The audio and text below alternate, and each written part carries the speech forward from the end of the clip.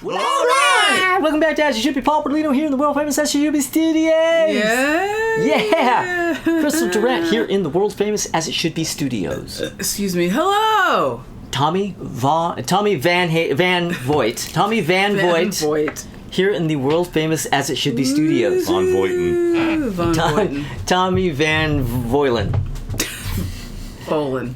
Alright, and we are going to be discussing Van Halen records. Yeah, we're going to be ranking the entire catalog of Van Halen. Yes.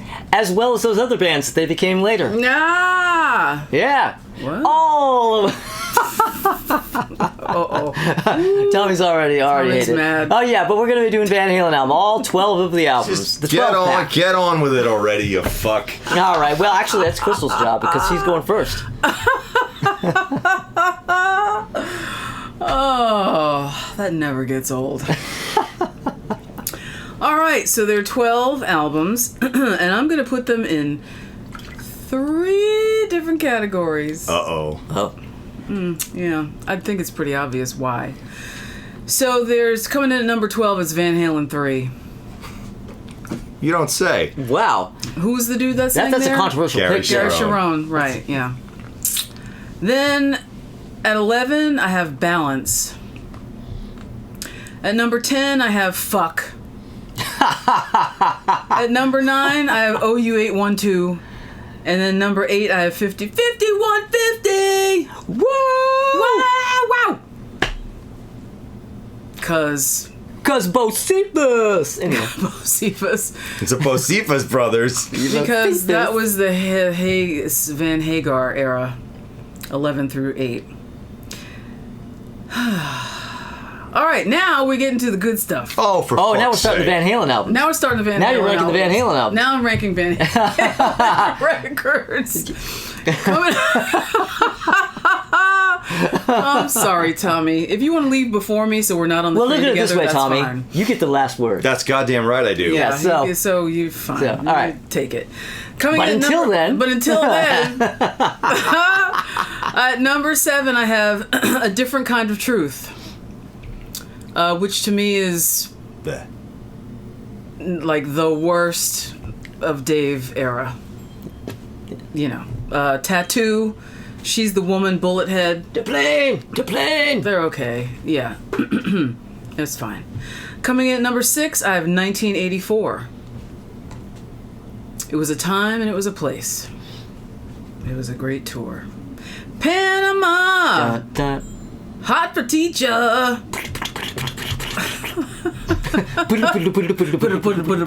Two best songs on there. I'll Wait. I like that one too. Yeah. Great song. It's great. It's a great song. Coming in at number 5, I have Fair Warning. Did somebody say fair warning? Well, Fair Warning. Oh. You know, this is hard. This is Main Streets. Wah-na-na, wah-na-na-na. And I don't want to hear about it later. So good. There we go. Fair Warning. I love that. I love. It wasn't visible where it was, Oh. but now it's visible. Clever album cover as well. So smart. Coming in at number 4, I have Diver Down. Wow, you have Diver Down that high. I love Diver Down. I mean, it's great, but It's yeah, great. That's crazy. Okay, Where Have All the right. Good Times Gone? The Kinks cover. Yeah. Dancing in the Street. Martha Sure. Vandellas cover. Hang 'em High. Oh, fuck him. Come on, Hang 'em High. Pretty Woman cover. What? Fuck. Diver Down. Coming in at number 2, or sorry, at number 3, I have Women and Children First. Wow. Everybody wants some. And the Cradle Will Rock.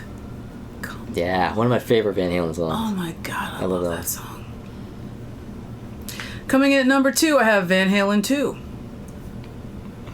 Somebody give me a doctor. Tommy's face this whole time. So Because he hates Van Halen 2 and I Children know, First I and Diver know. Down and all of Fair it. Warning. And Somebody get me a doctor. Dance the Night Away. 1984, he really hates 1984. Bottoms Up. Come on. And then coming in at number 1 is Van Halen. Hello, an album that changed the world in so many ways. It's the greatest hits record, pretty much. And the John Brim cover of Ice Cream Man, fucking A. You've heard the original, right? Yeah. It's so. Have you heard the original? I doubt a lot of people have. I bet you have. Maybe, but yeah, that's my list. That's your double list. That's my list. You're that's listing. my triple list. All right. Yeah. Okay. See, it only took 5 minutes because I don't need to explain any of those songs or really get into. Have any of you Van Halen fans who are tuning in this video, have you ever heard any of these albums? You might have. You might have. You might have seen some videos on MTV, maybe. I don't know. Yeah, we don't know. Yeah. We don't know what we're talking about anyway. Yeah, I have no idea. All right. That's my list. Now that's your list. All right. Well, that was very Succinct. You got in and you got out. All right. Yeah. Let's get into some commercials then. Commercial time. Get ready for the MTV Lost Weekend with Van Halen. Do you have the guts to enter this contest? Destination unknown. You'll have no idea where you are. You'll have no idea where you're going, and probably no memory of it after you go, but it'll be the whole weekend. We shouldn't call it a contest because we don't know what's going to happen to the winner. Here's what we can tell you. We'll wait till the last minute to let you in on where and when you're going. Just drop us the right postcard and a big black limo takes you and a friend to the MTV Learjet. Then you're off on the Lost Weekend with Van Halen. This ain't no one-night stand. That's right. You win 2 days of Van Halen concerts, parties, food, sound checks, loud music, and... How about a little joyride in the back of my limo? MTV gives you $1,000 in unmarked bills and a portable VCR so you'll have the evidence on videotape. On board the MTV Learjet, you'll get a private screening of Paramount Pictures' new movie Footloose, and if you make it home, you'll each keep an Atari 5200 Super System with 3 Atari 5200 game program cartridges and a Honda Nighthawk 450. 1,000 runners-up win a copy of Van Halen's latest album, 1984. Van Halen, The Lost Weekend. Difficult to learn, risky to perform, and worth every minute of it, baby. I'll race you to the phone. That's a postcard, David. Send it to the MTV Lost Weekend with Van Halen, P.O. Box 1211, Radio City Station, New York, New York, 10101. Are you ready for the big time? It's ready for you.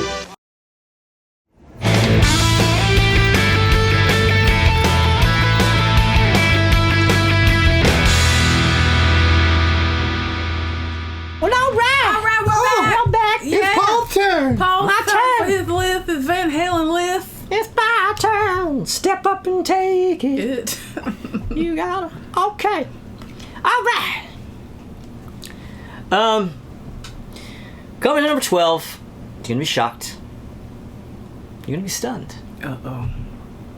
Van Halen 3. Yeah, of course. Get the hell out of here. Really? Yeah, you know, I don't mean to throw Sorry. these crazy bombs at you there, you know. My goodness, but, Paul. Yeah, I mean, Van Halen, you know, I remember when this was pending, and I thought, you know, I was interested. I was like, okay, let's see. I wasn't.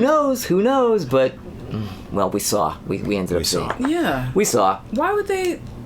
It's Well, the thing is that it isn't really. I wouldn't even say it's Gary Sharon's fault because he No. can sing. No, I'm not He's- saying not it's his Gary's He's fault. not. He's not a fit No. for the band. But I believe Eddie was basically on decline himself anyway. Yeah. As we saw on the album before, which comes in number 11, Balance.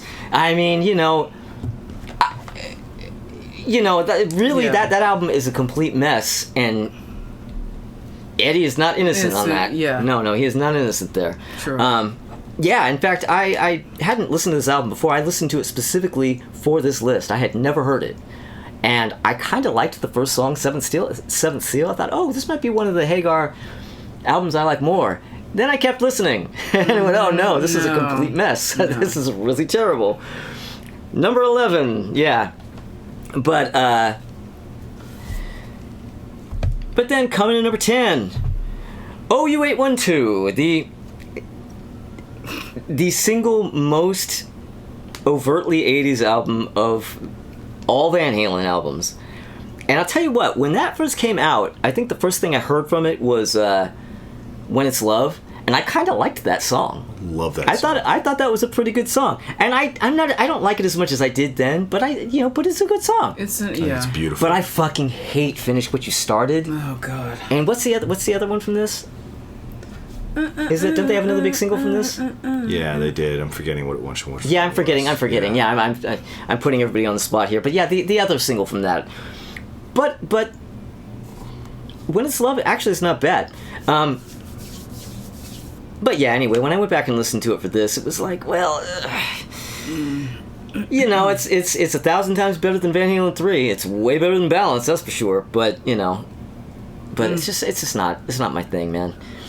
But one of my biggest gripes really about the Hagar era is that I think Sammy is a really terrible lyricist. You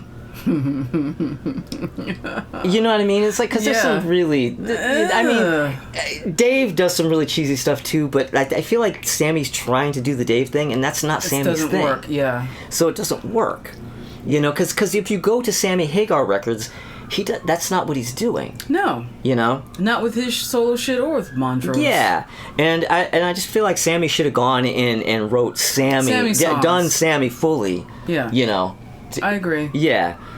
You know, he can't pull off that kind of shit. But anyway, number 9 for Unlawful Carnal Knowledge. This is the album where they got to that point that everybody got to at this point where it was like, no, really, no, we're not 80s anymore, really, no, now we rock, now it's guitars. And it's like, but you know why you're doing that? Because that's what everybody else is doing. Too much, too little, too late. You know, but it's not that bad. I mean, I kind of liked it when it first came out. I didn't really get into it. I didn't buy it, but I was really kind of happy that they were kind of sounding more like Van Halen on that record. But I really can't stand Right Now. Oh, I really can't stand that song. You know, Pound Cake's okay. I really don't like the lyrics, but as a piece of music, and you know, just in melodically, like, that's not a bad song. But overall, it's, you know, I'm not really into it. I don't hate it. I'm not into it. Number 8, 5150.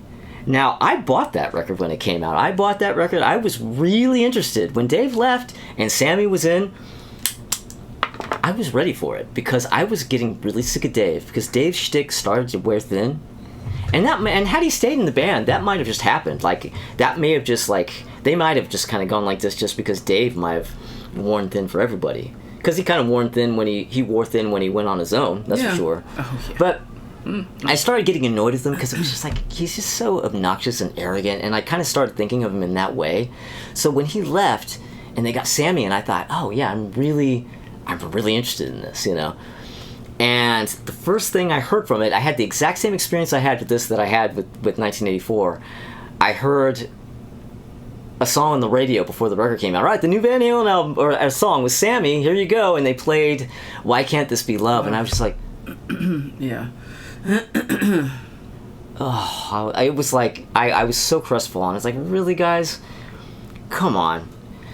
And so I was like, well, okay, this is gonna suck.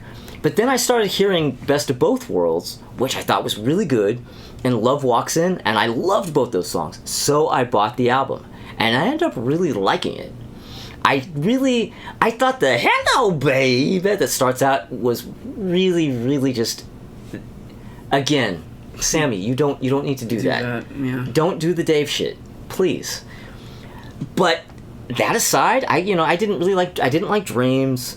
I hated Outside or Inside, but everybody hates Inside. Well, that's not. We all can all come together on Inside. Yeah, that's terrible. But I liked that album at the time. Over time, I don't like that album as much as I used to. But what survives for me is Side 2. Outside of Inside, Best of Both Worlds, Love Walks In, and the title track 5150. 5150 is by far the best song on that record. No, it's not. It's by far the best song on that album for me. No, it's not, but go on. It's not. I mean, it's not as good as Dreams, but hey, you're wrong. It's not as good as Dreams. Now go on. But yes, if you took, say, take Summer Nights and switch that as the last song on side 2 from Inside, boom, that would be that whole side. I would be good with that. Side 1, Get Up, I don't like anymore. Why Can't This Be Love? I've talked about this before. Sounds like a fucking Coca-Cola commercial. Good Enough isn't bad, but I'm not into it anymore. And Dreams is basically more... well, you know what? The thing about Dreams is it sounds like it should be on 1984.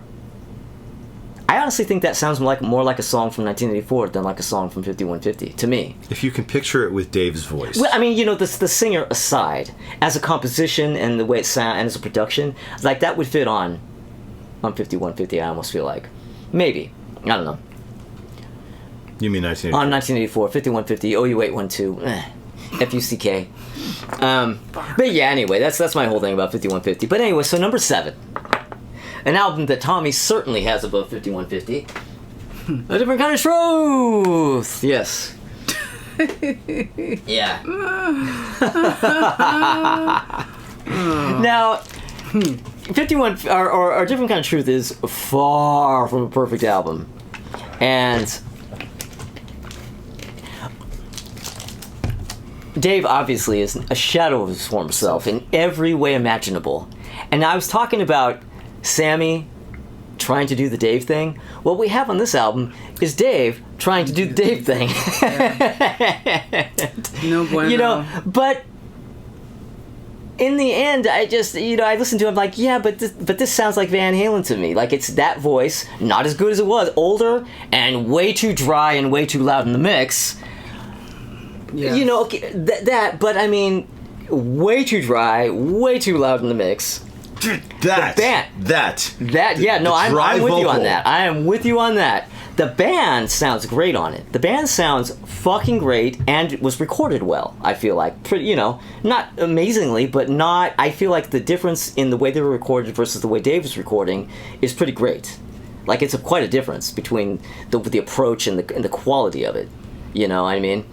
Could you do me a favor? Because some people have asked me this. Could you explain the difference between a wet and a dry vocal for people who don't know what that Reverb means? versus no reverb. Or delay. Delay too, yeah. Oh, delay too. Delay Yeah, as well, but effects. yeah. Basically, if you want to go into that 90s shit where people are... The vocals just sound really up front. There's no echo. There's no room. They sound like you're in a tiny little closet with their lips up to your ear. That's dry. It's horrible. No boy. Yeah. Horrible. And that's the thing. That's an issue that mars a lot of records, especially later period records by older artists. And I've talked about exactly that before. Yeah. It's one of the first mistakes they make. Look at Iron Maiden's later era albums. Yes. They have Bruce as dry as a bone. It sounds horrible. And the biggest issue with this is these people don't have the voices they once had, and that type of recording magnifies the shortcomings of their voices. It makes an old voice sound even fucking way older. worse. Yeah. And I mean, It's like, lunacy. Why would you do that? yeah, you don't want to do that. And that is my biggest problem with this Van Halen album, other than Dave, being, Mr.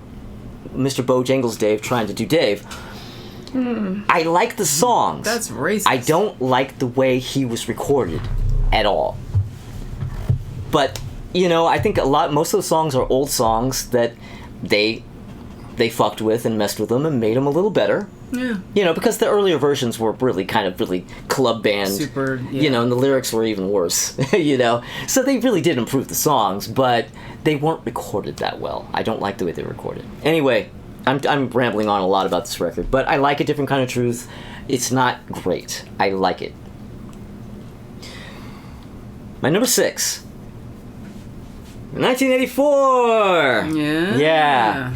Now, what's up? I was pointing to the record. Oh. All right. 1984.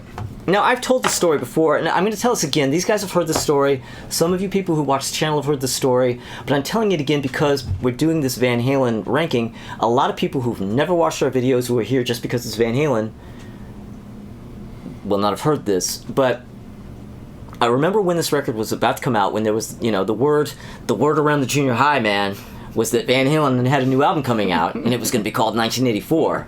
And this was late 1983 when we were getting this word, because the record came out in January. Like, it came out, the minute 1984's heart started beating, this record came out.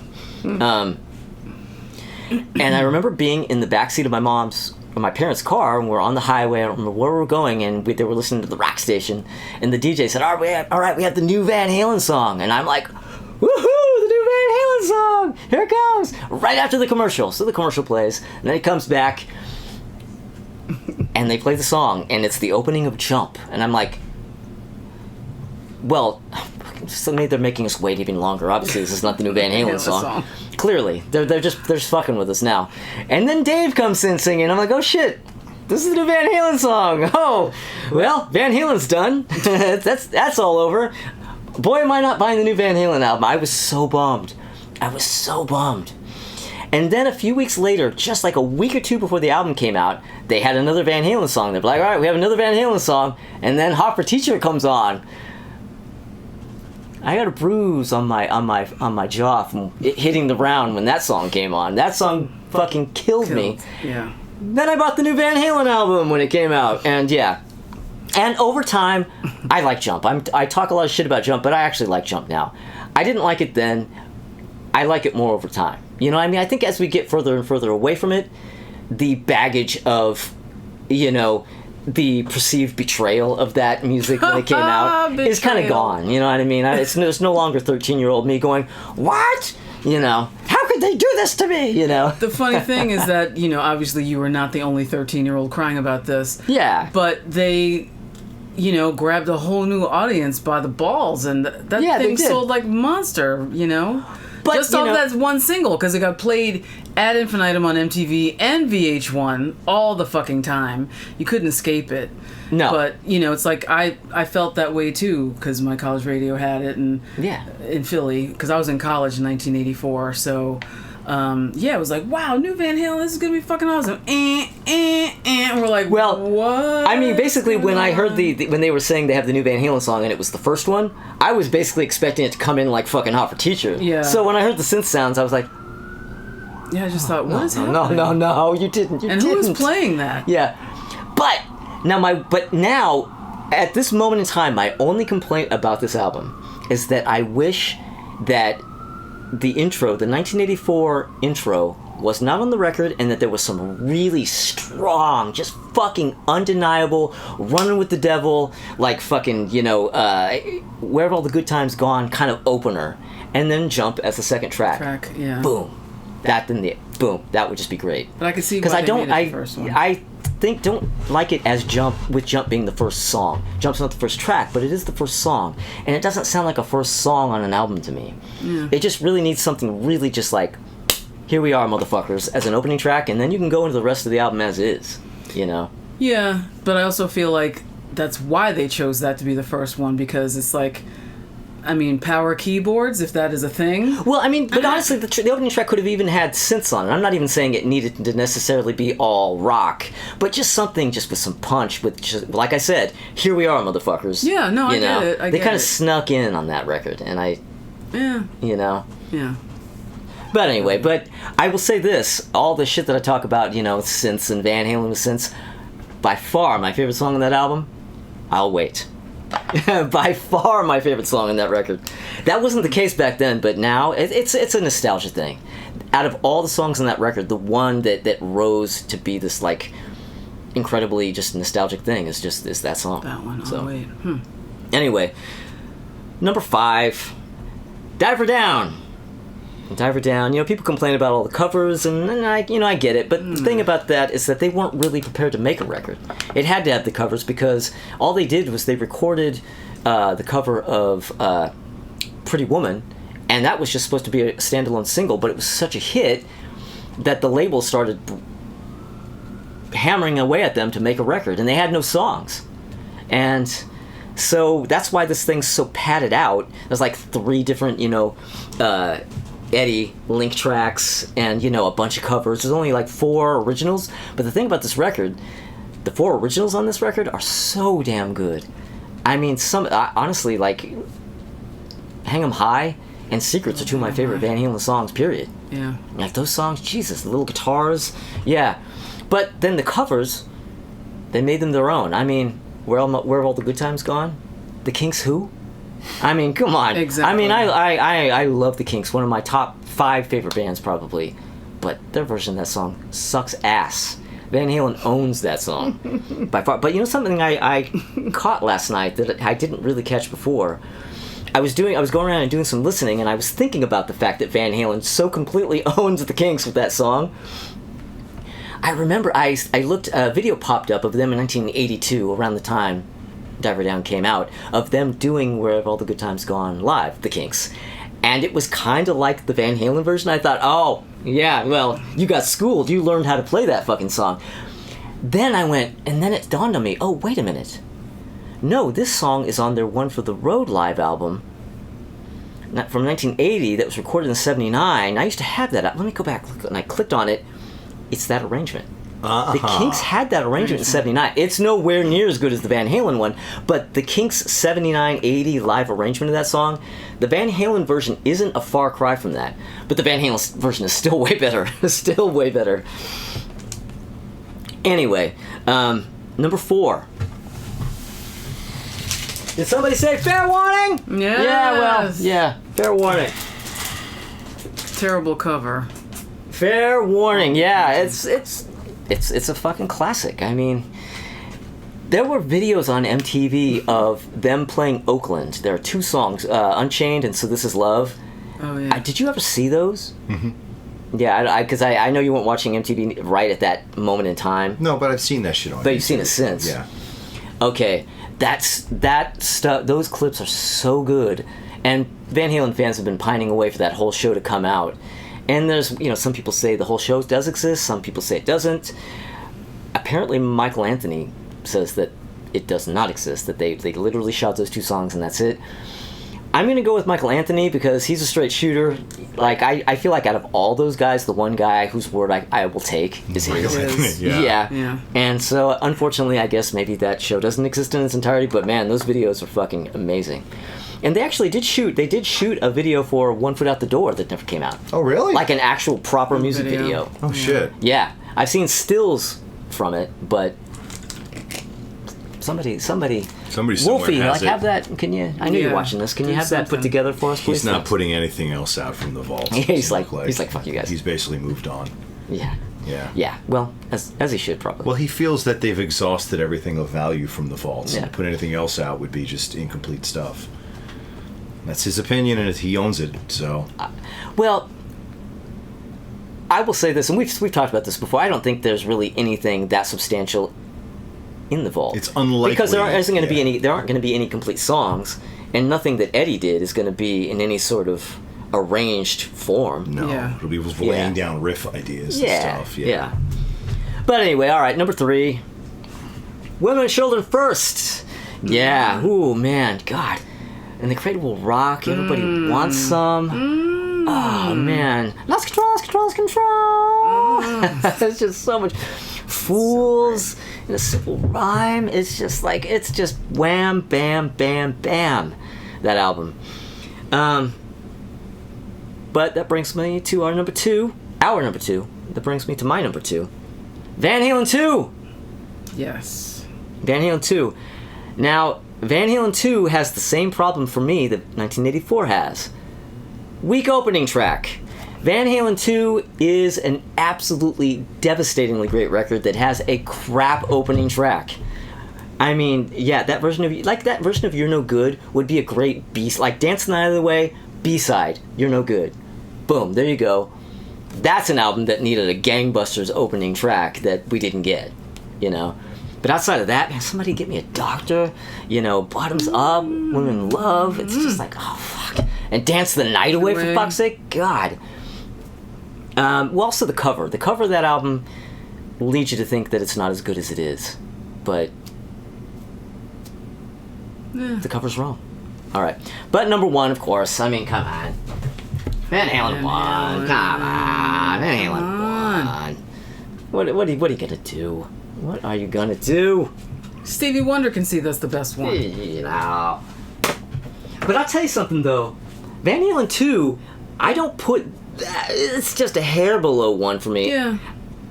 It would have a real chance of being number 1 if the opening track was better. Or was good.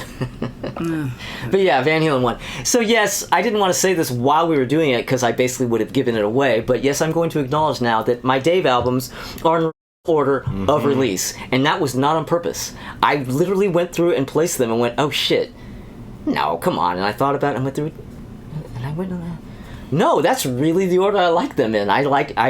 They started out at their best and went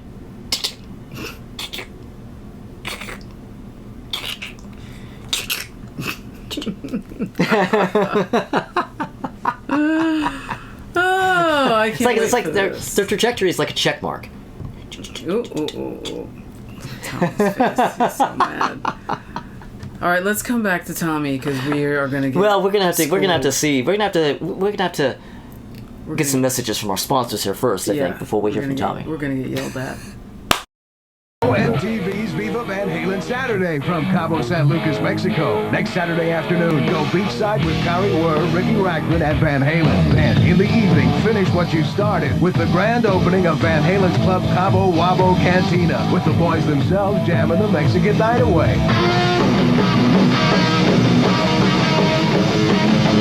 Viva Van Halen Saturday. Next Saturday, Solamente on MTV.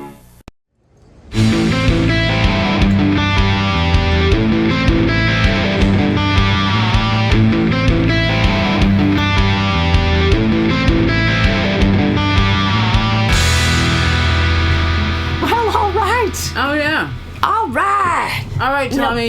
You were Now, Tommy, skulking and sulking the whole time. Now let's have it. Now come on and tell us how OU812 is number one and all What the that. hell is wrong with both of you? The fucking lists. Get out. I mean, first of all, you both did the obvious thing. You both went with the cool guy lists. I went with the Van. No, that's you went not. with That is cool the guy Van Halen is what you did. Because you thought that I was going to put 5150 at number two. No, I'm not to be saying you're going to uncool. put 5150 at number two, but it's just like it was so stereotypical. That's the way I feel about those records. That's I'm telling you, why I'm telling you, I stopped myself and I went, come on, man, is this really it? And I thought, yeah, no, I do like Women and Children First more than Fair Warning. I do like Van Halen 2 more than Women and Children First because the only reason it's not number one is because it has a shitty opening track. And yeah, I like Van Halen 1 more than 2. All I'm saying is cray. Okay, that's all I'm saying. Now, let me actually lay down the truth about Van Halen, man. all right? I'm going to give you guys the real list that you all came here for, all right? Not the cool guy list. He's just jealous because he doesn't have cool guy list for Van Halen. Fucking Christ. All right, my number 12. Van Halen 3, obviously. Actually, one more What? thing. I'm pretty sure putting a different kind of truth even that high is probably not a cool. It's probably not a cool spot for that. Well, anyway, Van Halen 3, my number 12. Oh well, you got the cool spot for Van Halen 3. Oh, yeah? fuck off, Bertolino. It's not Dave Sharon. Gary Sharon's fault. Dave Sharon. Yeah. Dave Sharon. It's Gary Lee whatever Roth. his name is. Yeah, there you go. Yeah. My number 11, A Different Kind of Truth. Not a good album. Songs are weak. They sound like demos that they polished a little bit. And then somebody just left the fucking reverb send off of the lead vocal for some reason entirely. They burnt out that entire that whole channel strip on the console was They burnt dead. it out and they just took a match. Yeah. Yeah. I hate this record. I hate this record so much. I wanted to like this record so much. Every time I've gone back to reassess A Different Kind of Truth, I'm just like, God, it sounds laborious. It sounds like it's dragging its way to the finish line. And Dave is just making it worse. This also has that problem. Worst song is the opening track. I mean, every song is the worst song. All right, my number 10, Balance. Balance is an absolute drag of an album. It is just unfun almost from start to finish. I remember when it came out, that album came out shortly after I had gotten into Van Halen. Okay? So I got into Van Halen around 93, 94 and started getting really into Van Halen prior to Balance dropping in 95, I believe it was. And I remember that I think radio started teasing. What did they start teasing? Was it Amsterdam they might have started teasing us with? Now, Amsterdam, the lyrics are corny as fuck, but the song is really catchy, but it's actually made up of instrumentation that Eddie was actually messing with back in the 5150 time period. In fact, there's footage of him in 5150 studio not long after he had built it, and he's jamming out the Amsterdam instrumental, basically. I think I've seen that. But they hadn't completed the song yet. So I dug that, and I think they're one of the other singles off the album.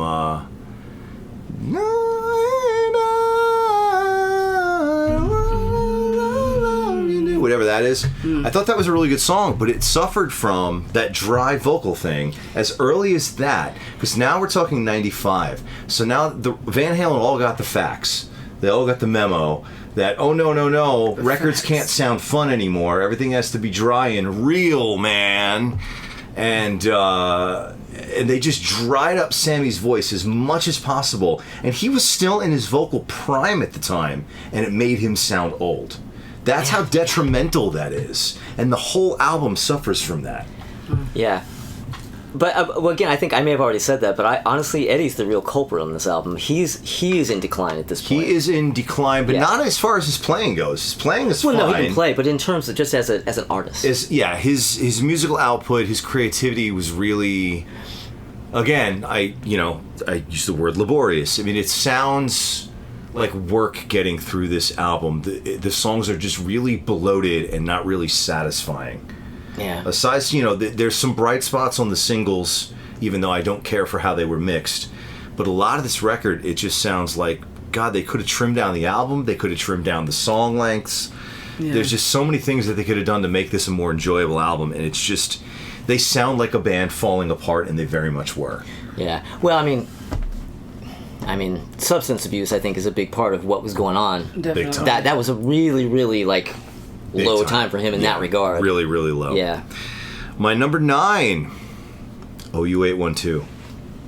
You did too? Yeah, OU812. Really? You have yes, that low? I have it number 9. I did not expect there's a this. reason I honestly why. didn't. I mean, there's When It's Love is that's a good song. Stunning song. I think it's one of the most beautiful things these guys have ever done.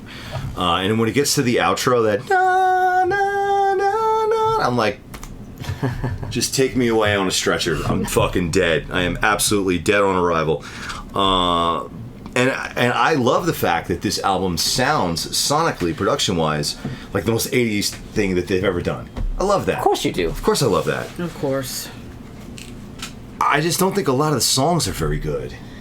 It's nowhere near as good as 5150. It's not. It's like they kind of used up their best ideas. Like the spark, the jolt of creativity when Sammy joined, and the inspiration they must have had when we got a new blood in the band. I think that maybe they used up most of that, and I don't really like a lot of these songs on here. Even Finish What You Started. I didn't really like that when I was a kid when it came out, and in later years I never warmed up to it anymore. I just kind of don't love it.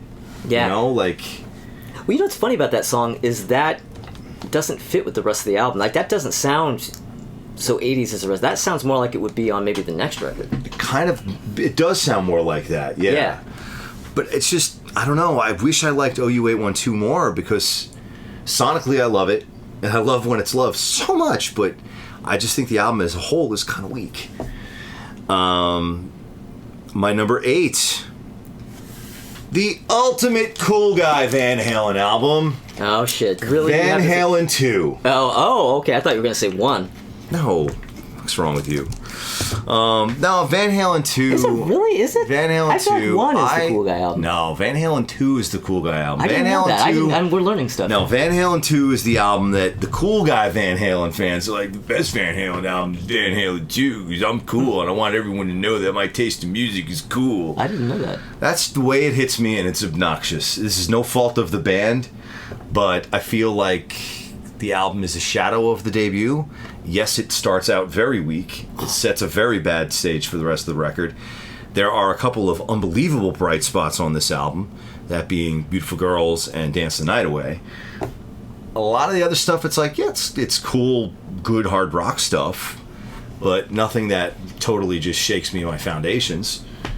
It's just not bad. I would say, if I'm being fair, this would be the point in the list where I consider this going forward. These are the good Van Halen albums.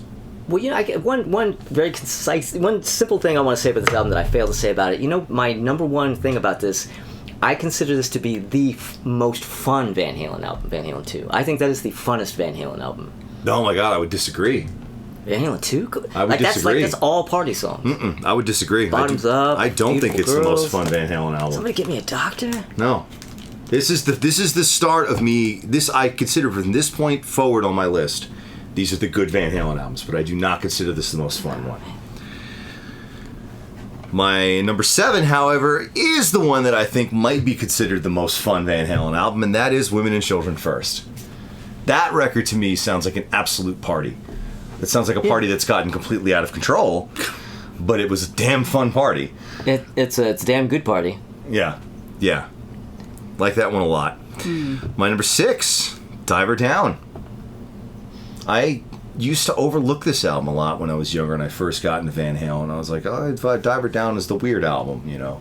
They were just fucking around. And I just came back around to that in later years. I was like, yeah, but you just actually sit down and just listen to this record. It's really good. Yeah. It's really short. Like Yes, they it's very short, yes. I mean, you could really tell it short. was rushed and they didn't have enough ideas. Yeah, but Number 5, Fair Warning. My number 5 is Fair Warning. Now, that Fair Warning is the album that I think most people would have assumed is the Cool Guy Van Halen album. But it's actually kind of a dark record. it is. Yeah. You seem like you were about to say something. No. Okay. All right. Just let me go here. All right. My number 4, For Unlawful Carnal Knowledge. Yep. Fuck. Yep. Sorry. I'm having like, what was the song I couldn't think of? But anyway, yeah. Yep. For Unlawful Carnal Knowledge at number 4. I think this record kicks fucking ass. There's a few songs on there that are a little bloated and but a lot of the shit on this is strong as hell. I think it is the strongest thing that they had done since number 3 being 5150. Wow. I fucking love 5150, except for the final song. That is just... That's one of the worst Van Halen songs ever. That's an absolute waste of everybody's time. It's almost not even fair to rate it against the other songs, because it just seems like a throwaway. Like, I don't even think they consider it. I mean, much basically, of a song. it was like a skit, basically. Yeah. But it just was not fun at all. But I love 5150, and I love Dreams. Holy shit, do I love Dreams. Now? I didn't know this. I fucking love that song. Oh my god, I love that song. It's so great. It is so goddamn great. My number 2, the album that changed everything, Van Halen Uno. Yes. That's your number 2? That's my number 2. Van Halen number 1. Well, Yep. you know what his number 1 is. Yeah. Do you? Did you guys know all this time? Were you able to see? Were you able to see the writing on the wall? You searched your I might have hearts. suspected. You searched your hearts. And I you might knew. have suspected. 1980 motherfucking 4. Of course, that's the best Van Halen album. What the fuck? Come on. Come on. It's gonna look like I knew in advance what everybody's number 1s were. Yeah. Of I did, I course, swear. that's my favorite Van Halen album. You had to have known that.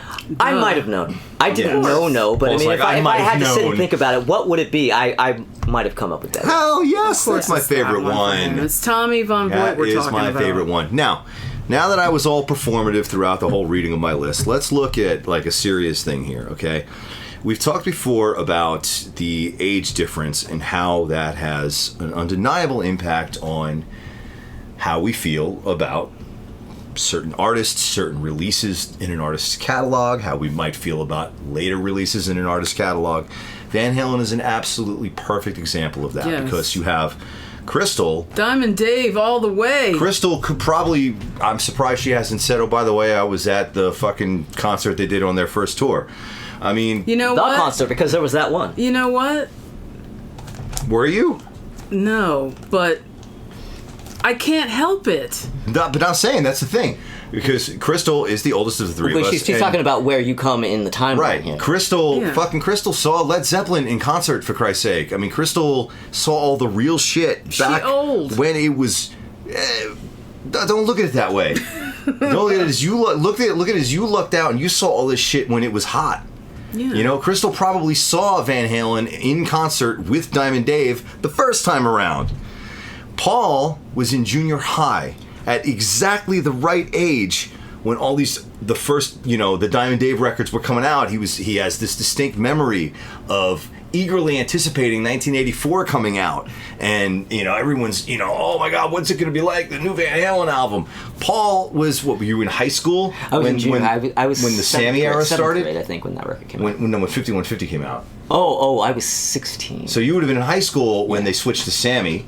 Yeah. So you would have had the high school kid mentality of, this is not my Van Halen anymore. This is and all not my this Van shit Halen, like that. So, well, I had that when I heard Jump, and I was 13. Right. So as much as I like to give them all this shit about, let me tell you what the real fucking Van Halen list is, you fucking two, you with your fucking cool guy list. This is such a perfect example of how the difference in age has such a dramatic impact on how we're going to perceive this. Because now I was aware of Van Halen when I was a kid, because the Jump video would come on MTV. Or some of the other 80s singles, and I thought the shit was awesome. Fucking amazing. Because that's my first exposure to it. Yeah. And when the Sammy stuff, was coming out, I thought this was just awesome rock and roll. It was catchy stuff. And then when I got super into Van Halen, more than just being aware of Van Halen, but now I'm getting Van Halen CDs for birthdays and Christmas. We're talking 93, we're talking 94, now I'm in high school. And this is pre-Balance. So I thought, the stuff off For Unlawful Carnal Knowledge was awesome. I remember when the Pound Cake video came out and all that shit. Top of the World I thought was amazing. I thought Right Now was beaten to death, but I thought it was a good song. My perception of Van Halen is just never going to be the same as yours and yours. I was immediately accepting of the Sammy era and the later Sammy albums. I thought the shit, as long as the songs were kick-ass, I was fucking there for it. It was all Van Halen for me. Right. Well, yeah, that kind of happened. That change happened before you were in. So exactly. So you didn't have that. Yeah, your perspective was different. I mean, I was open to Sammy too. Again, I already talked about this. I bought that album and I liked it. It's just that they followed it up with OU812 and they lost me. And they fall right off. I never came back. Yeah. Well, see, something kind of similar happened to me, though, where I got hardcore into Van Halen and I was accepting of everything from For Unlawful Carnal Knowledge all the way back to Van Halen 1. And then they followed up my newfound fandom with Balance. And I'm holding Balance up against the entirety of their previous catalog. And I'm sorry, but it doesn't hold a goddamn candle to it. No. And at that point, I was like, wah. And then not long after that, Sammy was out, and they brought Dave back for 2 songs, and then Dave was out, and then they got Gary Cherone, and they did Van Halen 3, and I'm like, Van Halen, I guess, is done. And it was just nothing for over a decade after that until they do A Different Kind of Truth, and it just landed like a wet fart for me.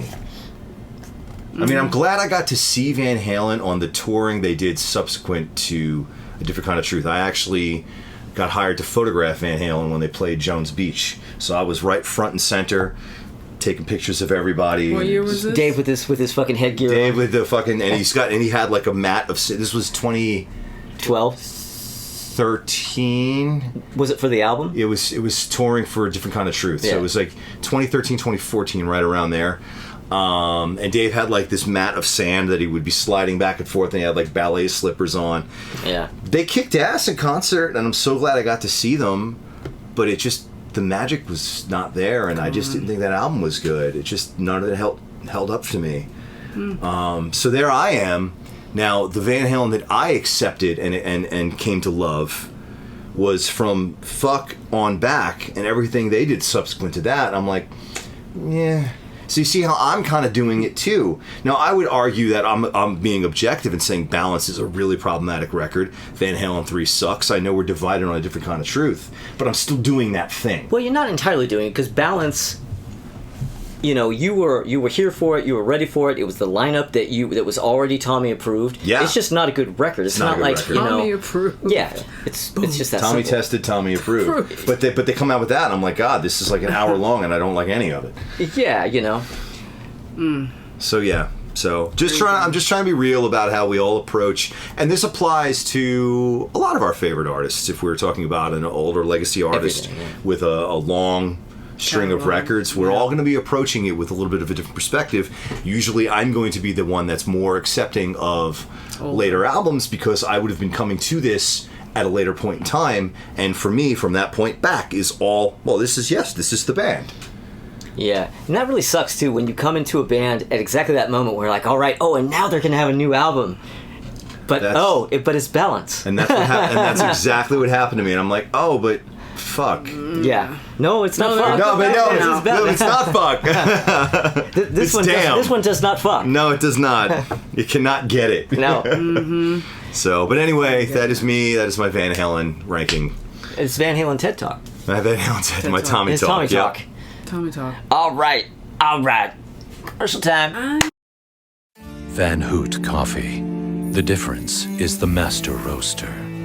The Van Hoot Master Roaster is to coffee what Van Gogh is to painting, what Van Beethoven is to the symphony, Van Damme to the split, what Eddie Van Halen is to the electric guitar. Van Hoot, Master Roaster, Master of Coffee. All right, so each of us gave you a different kind of truth, and now it's time to say goodbye. Time to say goodbye, yeah. Yeah, all right. Yeah. I mean, don't say we didn't give you fair warning. Fucking A, man. Oh, shit. We have to find balance so we can close out this you segment. 5150. You ain't one too. I did! Well, women and children first, so thank Crystal, you. go ahead. So, hey people, thank you for watching. We appreciate you. If you're new here, please consider following us. So, push the button and ring the bell. Push the button and ring the bell. Push the button and ring the bell and follow us and leave your commentary and tell your friends, and looking forward to your lists and your lith. As always, the regulars. You know who you are. And the irregulars. And the irregulars. You know who you are. You know who you are. Boy, do you know who you are. Yeah. You should by now. I don't know. Some of them don't know who they are, I think. We'll have to talk to you about it. But, yeah. So what are we going to do next, Paul? Well, I have a sneaking suspicion that next week Albums of the Year is going to be back, and we are going to be discussing our favorite albums of 2022. God, what will And that's it the end? end of it. No, we have one more year after that. We're definitely doing 2023. And a wrap-up. At some point, we're also going to be doing 2024 when we've gone far enough. Well, let's discuss this here. Okay, so we are going to, we're going to go up to 2023, then we're going to follow up immediately. We've been doing these years every other video, but after 2023, the very next week will be a wrap-up. Because we don't need to wait 2 weeks to do a wrap-up video. No, I guess do that we the don't. following week. Yeah. Then we're going to move on to another short Phase, series. another era. Oh. TV themes. Oh, that's right. right. We're doing Yeah, TV themes. It's going to be a short series. So it's going to be one per It's a mini series. It's a mini series. I think it's going to be maybe 4 episodes of that. Yeah. Something like that. So so we'll be going after this series is over. We're going to be doing TV themes by decade. Yes. And 2024 will be an end of the year thing. Yeah. Yeah. All right. Thanks everybody. And you got the scoop. You got the scoop. You got the you got the itinerary in skinny. advance. Don't tell anybody. We haven't released this officially yet. All right. See you next week, 2022. Bye. Okay, wait a minute. Just a second. Keep it on. But don't. No, you're good. I just didn't want us to proceed as though we were rolling. I'm But now we're proceeding as though we're rolling. Now we're rolling. We're rolling in it. Rolling, bowling. All right. Dude, It's not hot or anything. Not at all. Oh, gosh. It's not. Who goes first? I don't know. I think it's me. Oh, it is. Yes, it is. What are All we right. doing? Oh. Okay. I'm going left. Shall we do this? Let's do it. All right. 3, 2, 1. All right.